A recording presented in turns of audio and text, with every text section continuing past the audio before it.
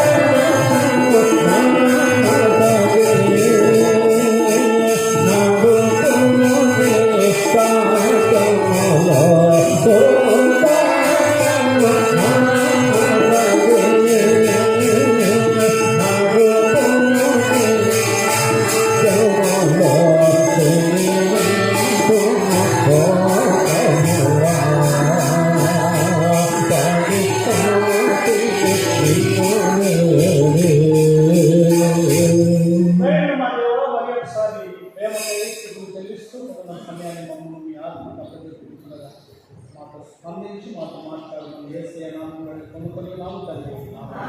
గట్టిగా చెప్పాలి. తీతు పత్రిక 3వ అధ్యాయం. తీతు పత్రిక 3వ అధ్యాయం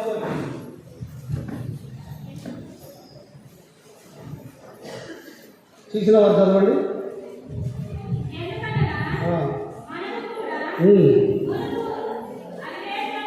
చాలా మునుపు అంటే ఎప్పుడు?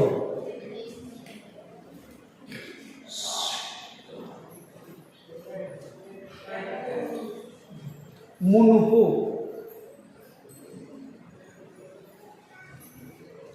మళ్ళీ మళ్ళీ చదవండి.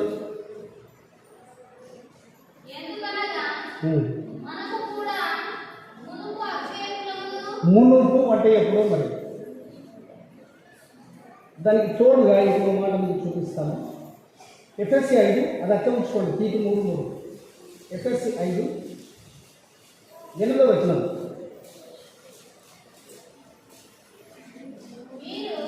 అరుణమ్మ ఏం కన్నది పెన్ను పేపర్ ఇస్తే రాసి ఇచ్చి ఇక్కడ మట్టి పెట్టుకుంటున్న మర్చిపోయి మట్టి వేసి ఉండదమ్మ కొద్దిగా అది చదువు. పూర్వము అంటే ఎప్పుడు మరి మునుపు అనేది అక్కడ చూసాము, పూర్వము అనేది ఇక్కడ చూస్తున్నాము. బాగా గమనించండి. మనం ఎంతో ధన్యులం. మొదటిసారి ఎక్కువగా పాడేవాడు ఈ మాట. ఎక్కడ చూసినా నిలబడి పాడేవాడు. ప్రసంగం అయిపోయే లోపల 2 సార్లైనా పాడేవాడు. ధన్యుడవో నీవు ధన్యుడవో ఓ ఇశ్రాయేలు ప్రభు ధన్యుడవు. జూలకల్లు ఎంతో ధన్యకరమైనది. అక్కడ ఆ 3వ వచనంలో చదువుతూ ద్వేషము అనే మాట ఉంది. ద్వేషము ఒక కుటుంబాన్ని చంపేసిందండి. ద్వేషము అనేది ఒక కుటుంబాన్ని చంపేసింది. బైబిల్ గ్రంథంలో ఆ కుటుంబము చాలా చాలా ప్రధాన పాత్ర అయిన కుటుంబం. వినండి, బైబిల్ గ్రంథంలో ఆ కుటుంబము చాలా ప్రధాన ఘట్టమైనది, ప్రధాన పాత్ర ఉన్నది. మొత్తం ఆడబిడ్డని కలుపుకుంటే 13 మంది అవుతారు, మగ సంతానాన్ని కలుపుకుంటే 12 మంది అవుతారు. ఇంకా 12వ వాడు పుట్టలేదు, 11వ వాడు ఆడబిడ్డని కలుపుకుంటే మొత్తం 13 టోటల్. ఆడబిడ్డని వదిలిపెడదాం, కడపట్టి 12వ వాడిని వదిలిపెడదాం, ఎంతమంది? 11.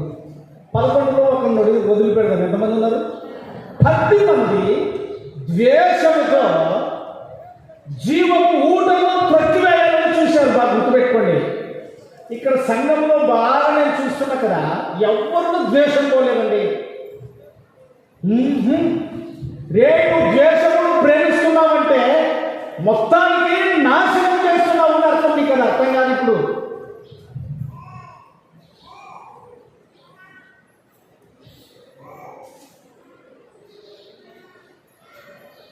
మొన్న నా కొడుకు ఒకడు పెట్రోల్ ఇచ్చి ఆరినాడు. చాలా బంగపోయాడు. ఎంత బంగపోయాడినాడంటే అంత బంగపోయాడినాడు. అతను అడిగిన దానికంటే రెట్టింపే ప్రేమించాను నేను. కొద్దిగా మెలకు ఉండాలని ఖాళీ వేసి పెట్రోల్ పోసి పంపించాను. వాళ్ళు పోయి వారం అవుతుంది, ఇప్పటికీ నాకు నిద్ర లేదు. ఈ ద్వేషం వలని ఇక మేము ఏమైనా ఇవ్వడు అని ఎంత దూరం పోతారో, ఎంత కఠినమవుతారో. ద్వేషం మీలో మొదలైందంటే అవతల కూడా ఏం తయారైతుందో నువ్వు ఎప్పుడైనా గుర్తించావా? అక్కడ ఉంది 3వ వచనంలో. చూడండి, ఆ మాట చదవండి. అందరూ చదవండి. వెళ్ళిపోతుంది 3వ వచనం. తీటు 3:3 ఒకడు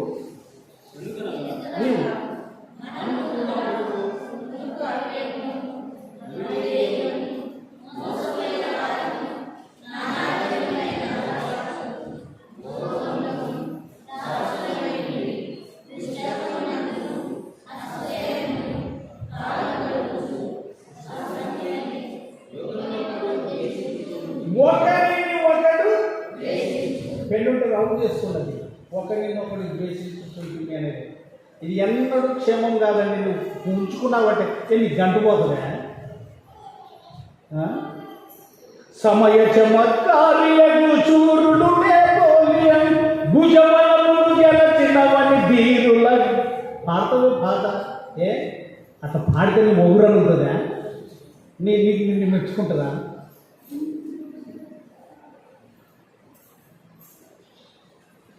భుజబలమును గెలచినవని ధీరుడల జెండరు సర్వము సాధించదలచను మరణించిరి మల్లైరి గదయ్య. సర్వము సాధించదలిచిరి అసలు ఏది తెచ్చింది? మొదటి 6 వాక్యం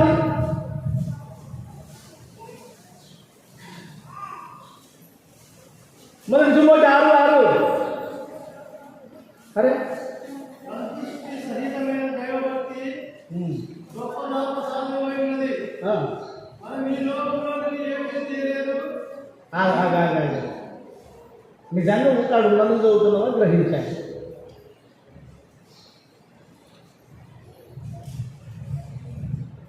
మళ్ళీ చదువు అమ్మ.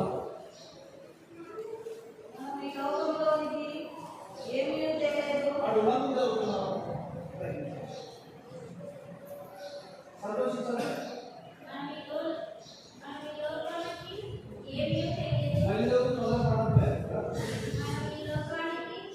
మనం ఈ లోకంలోనికి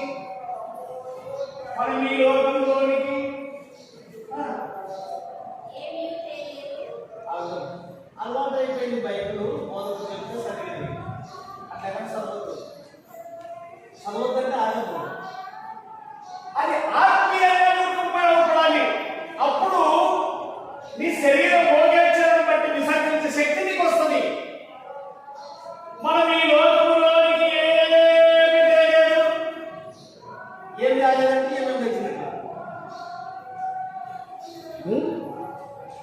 ఏమేమి తెచ్చినట్ల అందరికీ తిక్కలేదండి.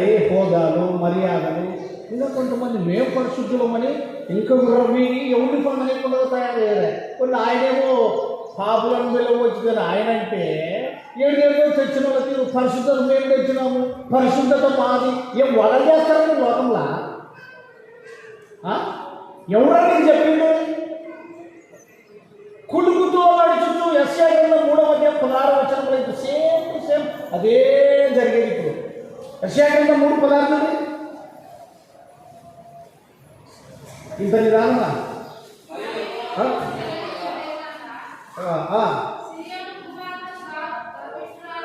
ఏమి యెరూషలేము గురించి అంటే యెరూషలేము గురించి అంటే యెరూషలేములో నివాసించే ప్రజల గురించి. సియోను కోట అంటే యెరూషలేమే. సియోను కుమార్తె ఏమని గర్వంపై చూడి మాది పెద్ద గుంపు పోకు మేకపోతు దాని ఏ నువ్వు దగ్గర ఎవరికి వస్తావు? సియోను కుమార్తెను గర్విస్తున్నావు.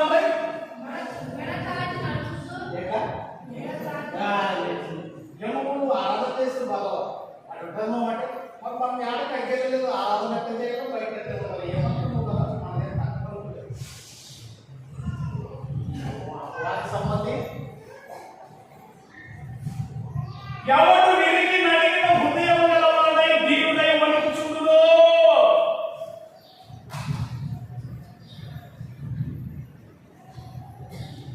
దావీదు సచ్చి బతికినాడండి. రోజు సౌలు భయమే కొడుకు వణికిపోయినాడు, ఆరిపోయినాడు. కొడుకు చదివితే ఆరిపోయినాడండి. 51 మీరు 57 అక్కడే ఉన్నాయి చెప్పుకున్నామ్మా. ఈ పత్రికలో ఉండండి. యెషయా 3:16 పూర్తి కాదు, అక్కడ ఉండండి. అక్కడ ఏమని ఉంది? యెషయా కీర్తన 51:16 మాకే పైన మీకే మీరు మాకే మీకు చాలా ఆరాధన చేసుకోవాలి కదా, తినేటోళ్ళకి కదా. సియోను కుమార్తెలు గర్విస్తున్నారై మెడచాచి నడుచుచు వరచూపులు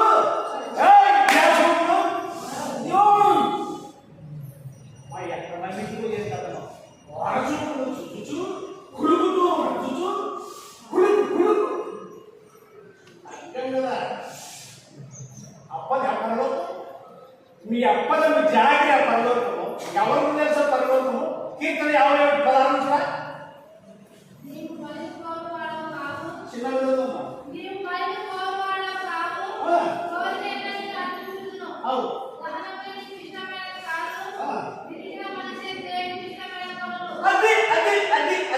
విరిగిన మనస్సు ఉందా? అక్క మీకు చెల్లి అమ్మ ఉందా విరిగిన మనస్సు?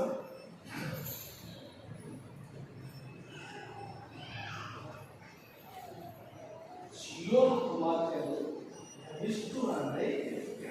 నెరచాచి నడుచు వరచూపులు చూస్తూ పెద్ద సంగతి పెద్దోళ్ళది ఇట్లంట ఈ గురువులంట ఇంత పెద్ద సంగమని మనం నోటు చెప్పినట్టు మనం వినాలా?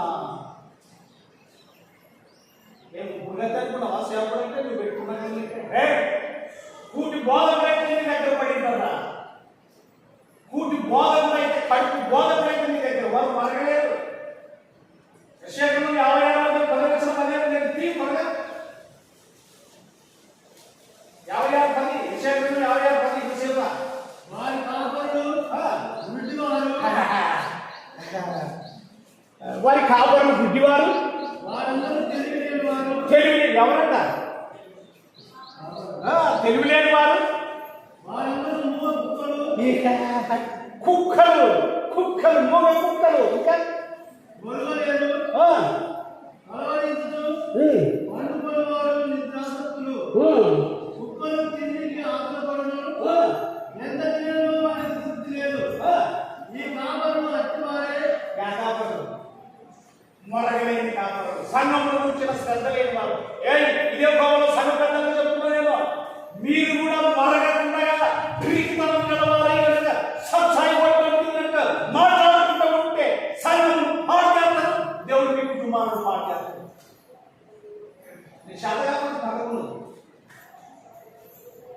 నిజంగా సామర్థ్యం కలిగినవాడు ఆయన సామర్థ్యం కలిగినవాడు కదా మరణం లేనివాడు కదా ఉంటేనే ఇక్కడ అయ్యేది పని చాలా మంది బెదిరిస్తారు ఈ మాటలు పట్టుకొని అదే కులుపు వగలని అక్కడ జరిగినది యెషయా 3 చేయని విషయం స్త్రీలకి స్వభావం సగాలు అదే స్వభావం అందుకని మునుపు అవివేకులను మోసపోయిన వారు నానాభోగములు అసూయ కలిగి కాలం గడుపుతూ ఒకరినొకరు ఏం చేయించుకుంటుంది అమ్మాయి ఏం చేయించుకుంటుంది ఎప్పుడు మునుపటి ఎప్పుడు క్రీస్తు లేకపోతే క్రీస్తుకు ఇప్పుడు కూడా 70 క్రిస్మస్లు చేసి పట్టుబడి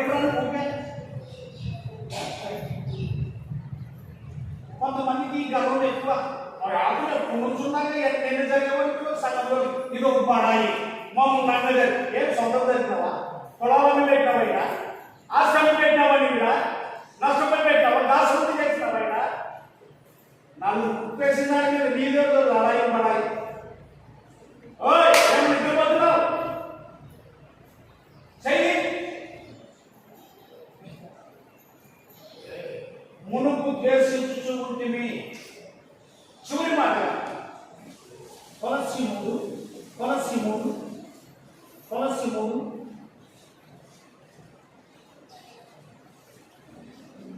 పట్టుడే వచ్చిన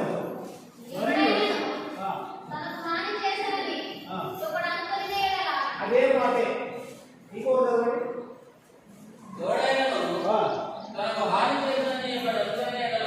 అదే మాట ఇంకోటి చదవండి ఎవడైనను తనకు హాని చేసినని ఎవడు అనుకుని అదే మాట ఇంకోటి చదవండి ఎవడైనను తనకు హాని చేసినని ఎవడు అనుకుని అదే మాట ఇంకోటి చదవండి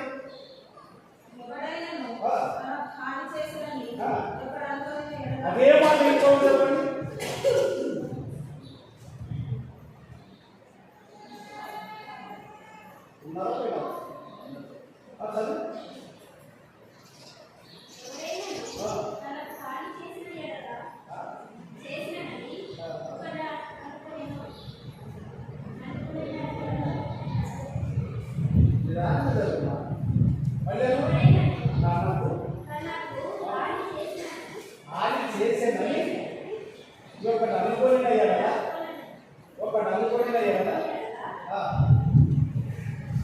మీకు అర్థమైపోయింది ఇప్పుడు ఇంతమందితో చదివించాను ముందుకు పోతే ఏముంది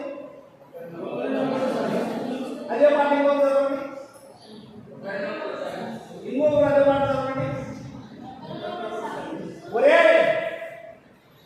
సహించెను కొరడాలే బలపాదము సహి పాఠం లేదా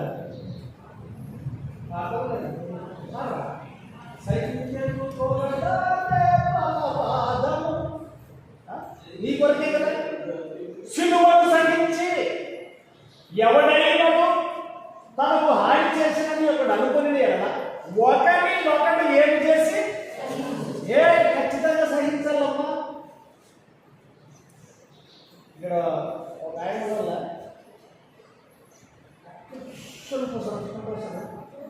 ఏం జరిగితే ఊళ్ళో పడిలో కోరుకున్నాడు. ఎవరి కోసం పోయి రక్షించి కాపాడి సహించకుండా ఆయన రక్షిస్తాడు. మరి ఆయన సహించాడు, నో లాస్. ఇది ఖచ్చితంగా నేను ఎక్కడైనా డేర్గా మాట్లాడుతున్నాను.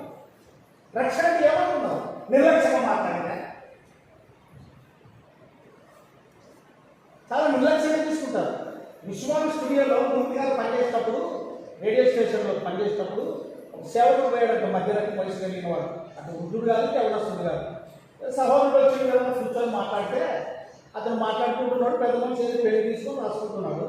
మాట్లాడుతూ సార్, దేవుడు నాకు ఇచ్చిన జ్ఞానమును బట్టి, బాగా వినండి అవసరమైన మాట, దేవుడు నాకు ఇచ్చిన జ్ఞానమును బట్టి దేవుడు ఉన్నాడు అని రుజువు చేస్తాడు, దేవుడు లేడు అని రుజువు చేస్తాడు అన్నట. కొంచెం మెరుగులైందండి. బ్రదర్ మళ్ళీ చెప్పండి ఇప్పుడు మాట అన్నట. పెద్ద మనిషి ముసలుడు మూర్తి గారు, సార్ దేవుడు నాకు ఇచ్చిన జ్ఞానమును బట్టి దేవుడు ఉన్నాడని రుజువు చేస్తాను, దేవుడు లేడని లేచి ముందుకై ప్లీజ్ గెట్ అవుట్ పోలీస్ బయట నుంచి దేవుడు లేడని రుజువు చేస్తున్నాడు. ఎవరికి చెప్పలేదు? ఇంకొక రావచ్చు. ఆయన సహించలేదు కాబట్టి సహించవు. ఇంకా పెట్టుకున్నావు, ఇంకా సమస్యలు పెట్టుకున్నావు. సంఘం నీది కాదు, సంఘం అంటే అర్థమైన నీది కాదు, రేపు కాదు.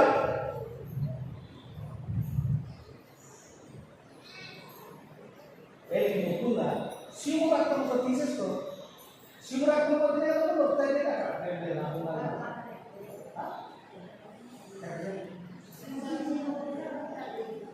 పిండి నొప్పి కలగనే. అదే మాట హృదయంలో నొచ్చుకొని అనే మాట ఉంది. అదే మాట హృదయంలో నరకబడి అని ఉన్నది మరొక చోట. నేను ఒక మాట చెప్తానండి. ఒక్కసారి నాకు బైబిల్ నా హృదయంలోకి వచ్చింది. ఒక్కసారి మీరు దినామింటారు బాధ, నాకు ఒక్కసారి వచ్చింది.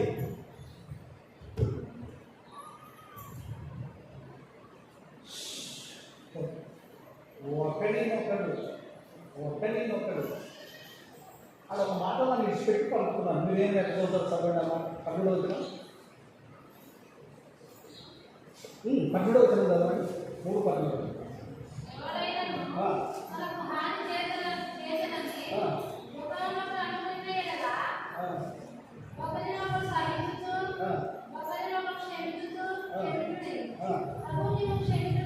ప్రభువు మిమ్మును క్షమించిన లాగున మీరును ఒకరినొకడు బట్టే. కానీ బైబిల్ ఈ దేవుడు కూడా దొంగతనం చేసి బతకచ్చు, రంగు పెట్టి బతకచ్చు, రాజకీయంలో బతకచ్చు, ఎట్లయినా బతకచ్చు. ఏ ఈ కిట్లొద్దు, ఈ కుర్తి కడిగించుకునేది వద్దు. ఊక బతుకుదాం బయట.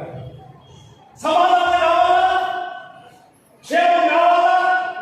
నీకు రక్షణ కావాలా? నీకు నిత్య జీవం కావాలా? బైబిల్ కింద క్షమించే మనసు నీకున్నదా?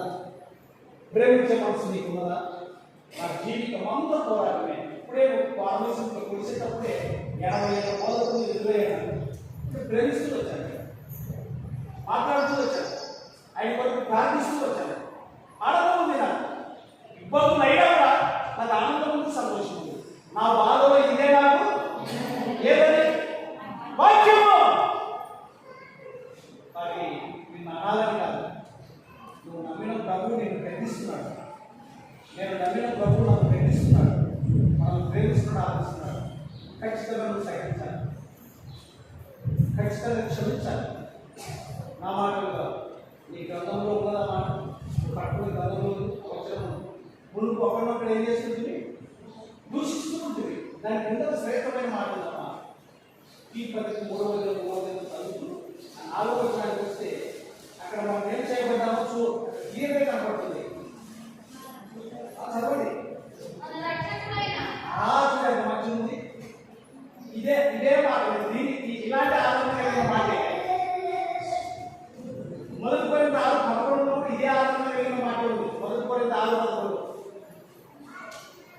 ఈ 4 చదవమ్మా. తీతు 3:4 చదువు.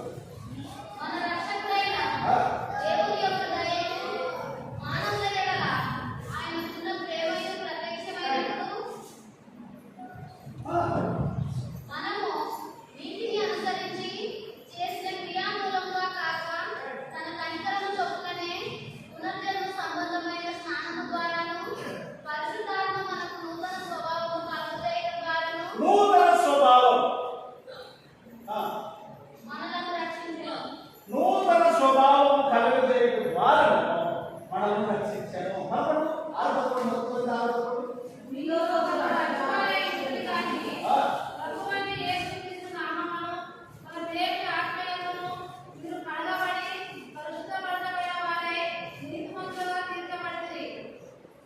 దేనికి పోవద్దు, అవిశ్వాసం కావద్దు, అవిశ్వాసం నుంచి విశ్వాసంలోకి వచ్చాం. నిరీక్షణ లేని వారమైన మనం నిరీక్షణ కలిగి ఉండకు వచ్చాం. పరజనులుగా ఉండగా దేవుని పట్టణస్తులతో దేవుని జనులై ఉండటం మనం వచ్చాం. ఏదైనా ఉంటే ప్రభు క్షమాపణ క్లియర్గా క్షమించే సిద్ధంగా ఉంటుంది. ఈ కుటుంబాన్ని దీవిస్తాడు, నిన్ను దీవిస్తాడు, నీకు సమాధానం, నీ పిల్లలను దీవిస్తాడు, నీ పిల్లలను దీవిస్తాడు. నన్ను ప్రేమించి నా ఆజ్ఞకు భయపడు వారిని 1000 తరముల వరకు అన్నాడు. నిర్గమకాండం 20:5 వచనం. నన్ను ప్రేమించి ద్వేషించే వారి విషయంలో 3-4 తరాలు అన్నాడు. నన్ను ప్రేమించి చూడండి, అందరూ చదవండి ఒకసారి, ఎంత మంచి మాట. ఇంటికి ఆధారమైన మాట తెలుసుకున్నాడు కదా. నిర్గమకాండం 20:5 నుంచి చదువు. అందరూ చదవండి.